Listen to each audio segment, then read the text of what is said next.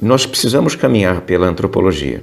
E a antropologia é uma reflexão fundamental. A teologia precisa dar uma resposta para o que é o ser humano. Veja que a pergunta é respondida por diversas áreas do conhecimento. Você pode encontrar uma resposta para essa pergunta, o que é o ser humano, no campo das ciências biológicas. E normalmente essa resposta caminha pelo corpo, pela realidade do corpo, pelas necessidades do corpo. Se você vai para a psicologia também tem uma resposta para a pergunta o que é o ser humano, insistindo em aspectos da psique, da mente. Quando temos algum problema no campo da cognição, no campo da mente, logo percebemos que o ser humano não é só corpo, o ser humano é também alguma outra coisa. A sociologia também tem uma resposta para o que é o ser humano e trabalha normalmente a resposta para essa pergunta no bojo da discussão da sociedade, né? O ser humano enquanto elemento da sociedade, o homem é criação da sociedade, a sociedade cria o ser humano, enquanto o ser humano também cria a sociedade num processo contínuo de idas e vindas. A antropologia discute o que é ser humano, a filosofia discute o que é ser humano e a teologia também discute o que é ser humano. A teologia, inclusive, tem uma reflexão consistente sobre isso e de longa data. Desde os mais antigos teólogos, desde os mais antigos pensadores cristãos, a resposta para a pergunta o que é ser humano, o que é o homem, é dada. Eles precisam tratar este assunto. Então nós vamos conversar sobre isso. Nós temos que tratar esta questão, porque em função da forma como definimos o que é o homem, nós vamos responder as outras perguntas. Qual é o problema do homem? Hamartiologia. Qual é a solução para o problema do homem?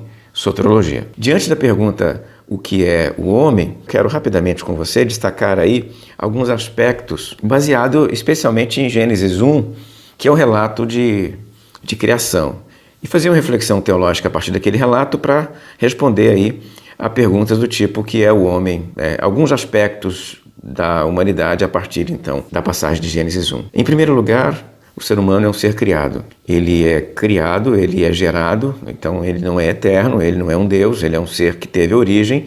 Isso por si só já é parte relevante da definição do que é o homem. O homem é um ser criado, como as outras coisas foram criadas. A natureza foi criada, o ser humano também teve uma origem, teve um início, um ponto de partida. 2. A partir da passagem de Gênesis 1 e Gênesis 2 também, nós entendemos que o ser humano é um ser criado com sexualidade. Então a função daquele primeiro casal ali é promover comunhão de espírito, de alma e de corpo. A sexualidade, então, é um elemento criado por Deus. Deus criou o ser humano com sexualidade. 3. À luz daquela mesma passagem, Gênesis 1, entendemos que o ser humano foi criado para refletir a glória de Deus, porque ele é o único elemento da natureza que recebeu de Deus a sua própria imagem e semelhança. Porque o texto diz que o ser humano, o homem e a mulher, foram criados à imagem e semelhança de Deus. Então o ser humano foi criado para refletir a glória de Deus. 4. Além desse aspecto que eu apontei para você, o texto descreve que o ser humano foi criado para se relacionar com Eva e se relacionar com Deus.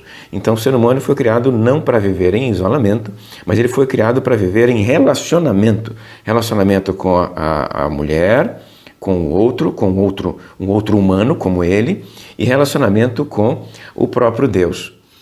Este elemento é significativo porque o ser humano ele não é dado à solidão, ele não se sente confortável na solidão, porque a solidão não é própria para ele. Ele foi criado para os relacionamentos, tanto horizontais quanto verticais.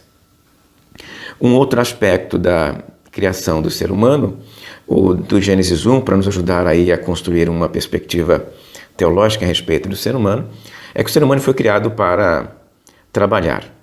E trabalhar aqui não é um elemento pejorativo, não é uma coisa ruim, não é um castigo do tipo, já que você fez isso, agora você vai trabalhar. Não é essa a lógica. O texto fala de pecado, mas antes mesmo de pecado, o ser humano recebeu uma demanda para tomar conta do jardim.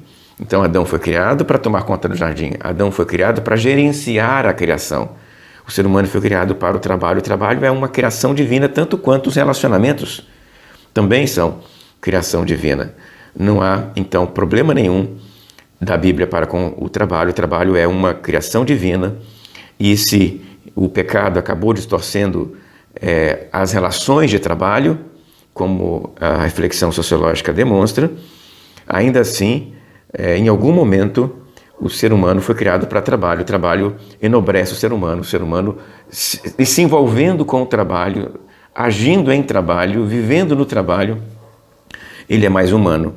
Ele não foi criado para ficar parado, deitado, olhando para cima, mas para se envolver, e se envolver é trabalhar. 6. O ser humano foi criado para viver em coletividade, e coletividade significa não apenas nos relacionamentos, mas em grupos maiores. O texto daqui a pouco vai desenvolver a ideia de cidades, povoados, e isso não apenas para proteção, mas para criar sociedades. No Novo Testamento, nós encontramos a ideia de que as estruturas da sociedade também são projeto de Deus.